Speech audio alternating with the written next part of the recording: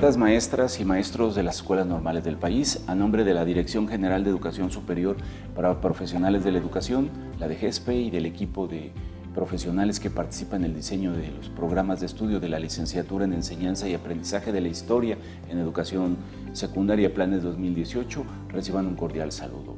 Un servidor, el profesor Reinaldo Castillo Aguilar de la Benemérita Escuela Normal Veracruzana, Enrique S. Repsamen, tiene el honor de presentarles el curso de Planeación y Evaluación. De este curso de Planeación y Evaluación queremos destacar tres cosas fundamentales que fueron objeto de análisis y de reflexión por el equipo que lo diseña.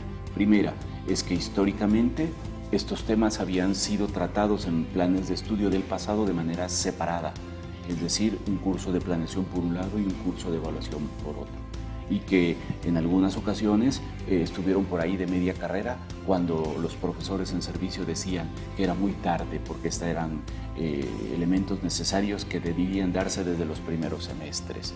Hoy la apuesta es que estén unidos y que estén en los primeros semestres del plan de estudios. Segunda, asumimos que tanto la planeación como la evaluación se trata de dos competencias esenciales para la realización de la función docente en cualquier nivel educativo. Concretamente, en nuestro caso, sería el de la secundaria, y que es una competencia que en este curso se van a sentar las bases teóricas y metodológicas, que asumimos que ella se va a ir desarrollando, ¿verdad? Y que seguramente se va a consolidar cuando nuestros egresados estén en el ejercicio profesional y cuando aprendan de sus pares, ¿sí? O recuperen de sus pares experiencias exitosas que los hagan consolidar estos procesos de planeación y de evaluación. Y como tercer elemento nos interesa precisar como parte de nuestros compromisos teóricos o posicionamientos teóricos, como ustedes los quieran llamar, que asumimos a la planeación como un proceso mental, un proceso que consiste en modelar, en imaginar qué y cómo queremos que suceda el aprendizaje. Y por supuesto, en prever las condiciones y los recursos que vamos a necesitar para que esto que hemos imaginado se concrete en una realidad del aula, en una escuela, en las condiciones en que las conocemos. Desde esta lógica, pensamos que la planeación debe o no, puede o no concretarse en un formato, es decir, en un documento escrito donde se plasmen elementos de esto que hemos hablado. Profesores experimentados tal vez ya no necesiten hacer formatos tan rigurosamente elaborados, pero quizás nuestros jóvenes en formación sí requieran hacer ese llenado. Lo que no pretendemos en este curso es entonces pensar que la planeación consiste en llenar formatos y mucho menos queremos fomentar una cultura entre el estudiantado de visitar sitios electrónicos, ¿verdad? Descargar planeaciones y entregarlas al director cumpliendo con ello un mandato burocrático que caracteriza a muchas escuelas de educación básica de nuestro país. En relación con la evaluación, tenemos que señalar que también la concebimos como un proceso que consiste en emitir un juicio de valor sobre algo. Ese algo, pues sin duda alguna, es el aprendizaje de nuestros estudiantes. Un proceso que consiste, por supuesto, que implica medir, es decir, recuperar información a partir de la cual, contrastada con un parámetro, se debe emitir un juicio de valor. Ambos procesos, sin duda alguna, reiteramos, se irán consolidando durante el trayecto formativo de nuestro estudiantado. En este marco comprensivo se determina como propósito del curso de planeación y evaluación que cada estudiante normalista conozca, en principio, el enfoque del aprendizaje por competencias para generar metodologías que le permitan planear, gestionar y evaluar las prácticas de enseñanza y aprendizaje que promoverá con los estudiantes de educación secundaria. El curso, como tal, forma parte del trayecto formativo Bases teóricas, teórico-metodológicas para la enseñanza. Se ubica en el tercer semestre y es de carácter obligatorio. Cuenta con 6 horas semanales, lo que representa un valor crediticio de 6.75. Por su naturaleza y sus características, el curso guarda una estrecha relación con todos aquellos cursos que forman parte del trayecto formativo Bases teórico-metodológicas para la enseñanza.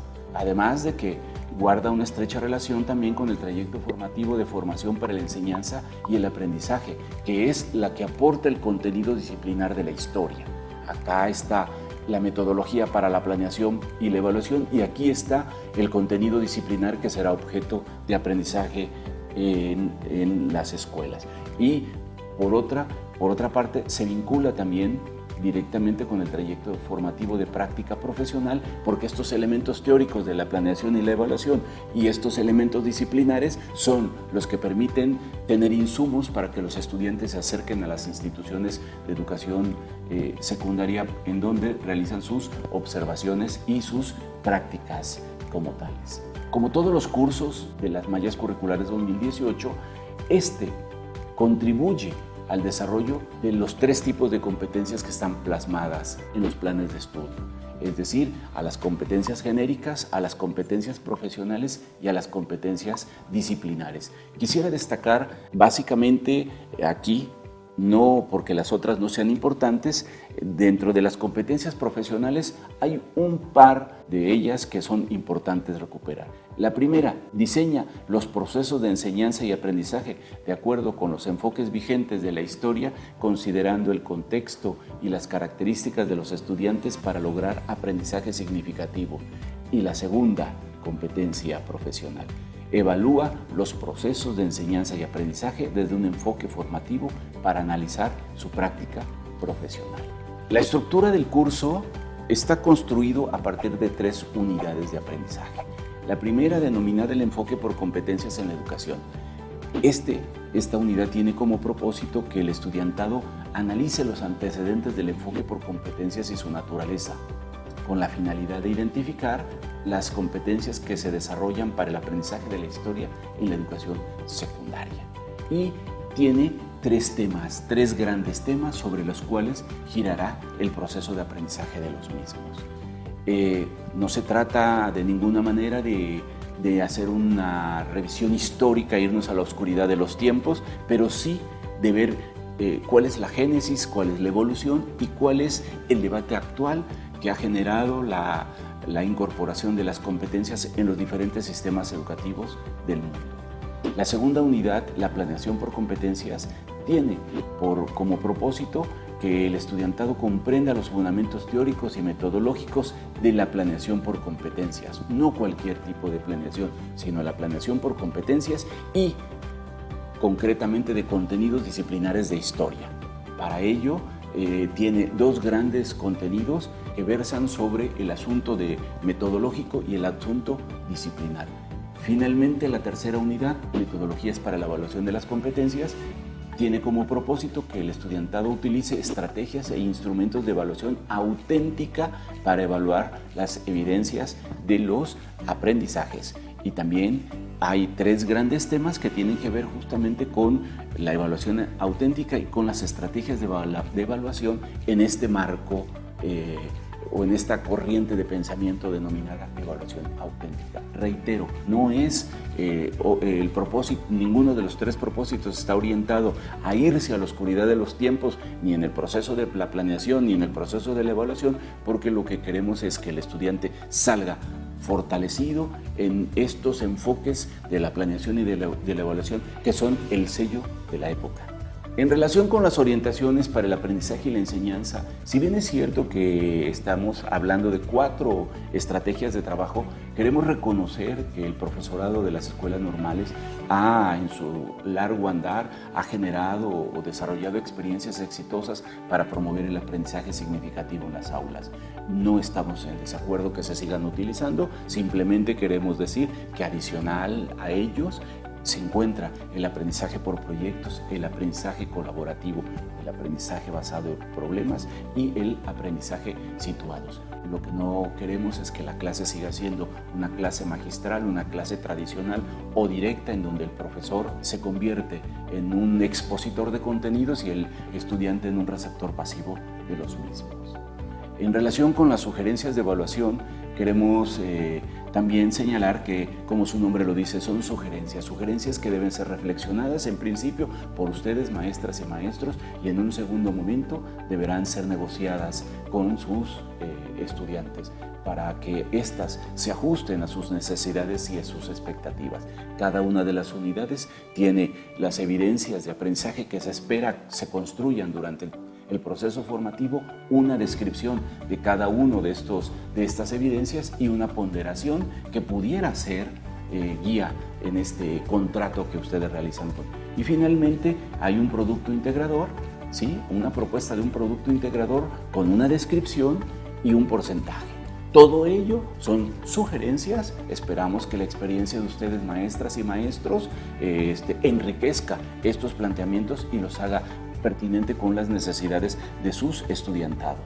Finalmente, en el programa de estudios se encontrarán bibliografía básica y la complementaria, así como recursos de apoyo para el aprendizaje.